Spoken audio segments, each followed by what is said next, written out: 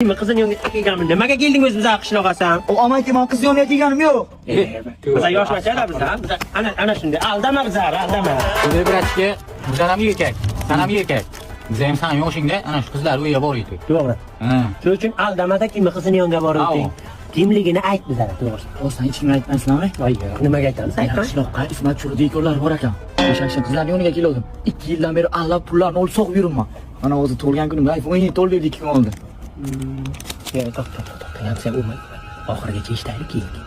Dadasi shunday yo'q. Kontraktlarim fonli to'lab beribdi. O'zi bera kelishimdan maqsad uyini kirishga keldim.